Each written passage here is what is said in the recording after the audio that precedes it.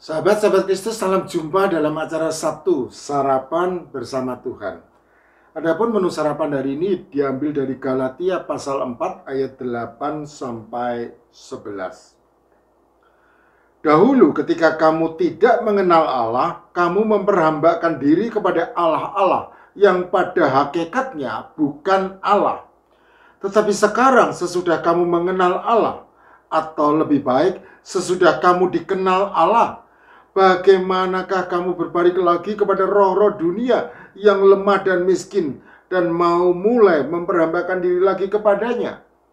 Kamu dengan teliti memelihara hari-hari tertentu, bulan-bulan, masa-masa yang tetap, dan tahun-tahun. Aku khawatir kalau susah payahku untuk kamu telah sia-sia. Salah satu ciri khas hukum Yahudi adalah ketelitiannya dalam memelihara hari-hari tertentu, bulan-bulan, masa-masa yang tetap, dan tahun-tahun. Mereka mempunyai semacam kalender rohani yang dipegang secara ketat, khususnya oleh kaum laki-laki. Adapun yang dimaksud dengan hari-hari tertentu, misalnya adalah hari Sabat dalam setiap minggu. Bulan-bulan maksudnya adalah permulaan bulan.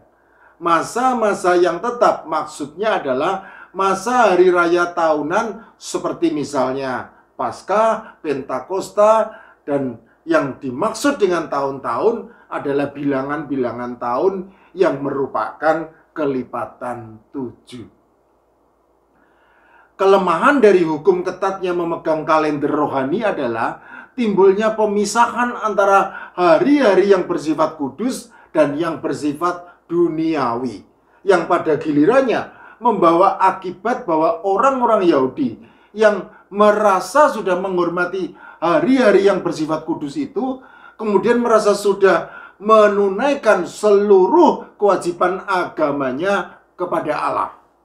Secara tidak langsung, hal ini juga membawa pengajaran bahwa keselamatan diperoleh karena perbuatan, bukan karena iman.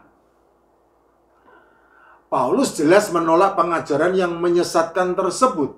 Ia tegas menyatakan bahwa keselamatan hanya diperoleh karena iman percaya kepada Tuhan Yesus Kristus yang diutus oleh Allah untuk menebus orang-orang yang takluk kepada hukum Taurat, supaya diterima menjadi anak-anak Allah. Galatia pasal 4 ayat 4 dan 5. Jadi orang-orang percaya tidak lagi hidup di bawah hukum Taurat, melainkan di bawah hukum kasih karunia.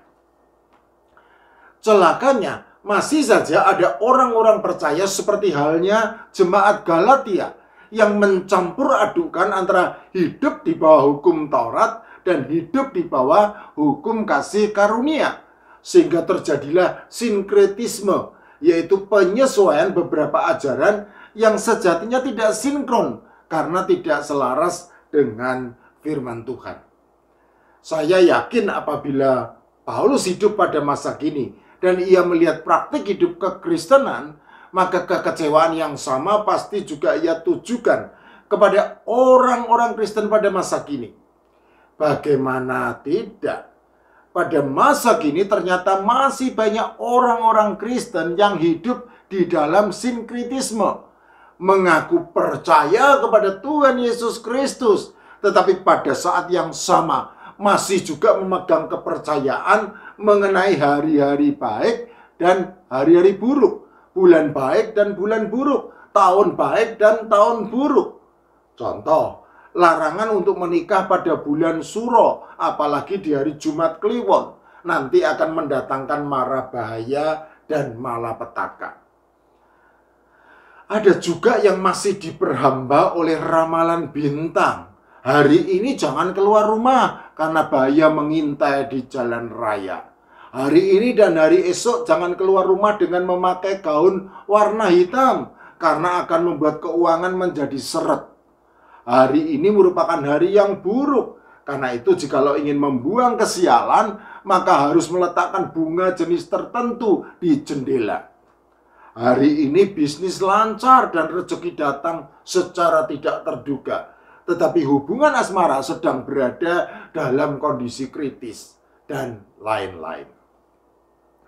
Ada juga yang masih bergelut dengan angka-angka dan menggantungkan hidupnya kepada keberuntungan.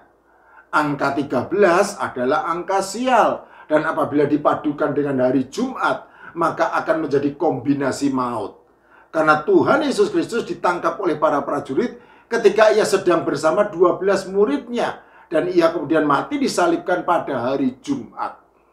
Angka 4 merupakan angka sial yang wajib dihindari karena bunyinya dalam pelafalan bahasa Cina seperti kata mati.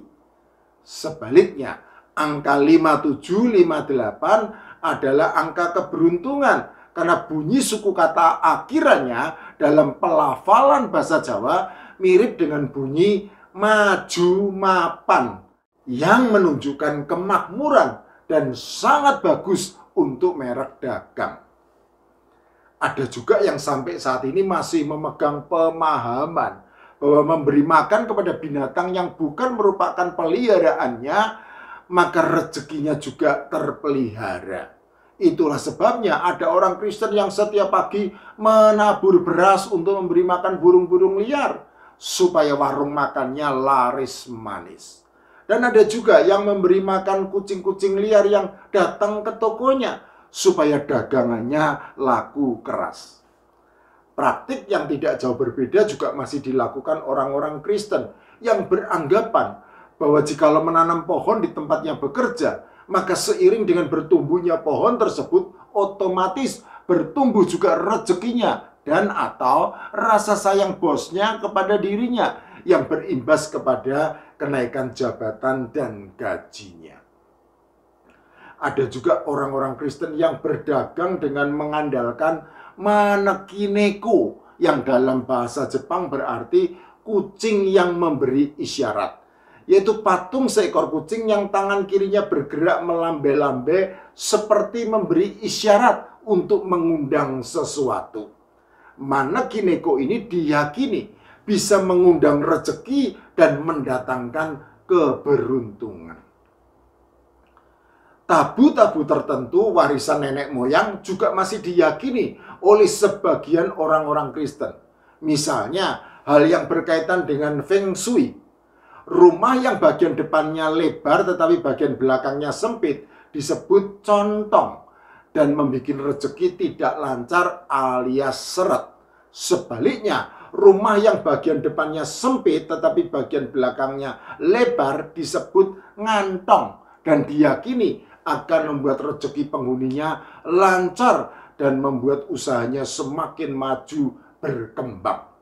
Rumah yang lurus menghadap ujung jalan yang sempit disebut tusuk sate dan akan mendatangkan kesialan serta penyakit karena berhadapan dengan dewa api dan dewa angin. Rumah yang dikelilingi jalan layang yang berkelok akan memiliki kecenderungan menghilangkan harta penghuninya. Selain itu ada juga tabu-tabu yang berhubungan dengan hal kehamilan dan kelahiran, hal makanan dan tata cara makan, hal pernikahan, perayaan, pemakaman, dan lain-lain.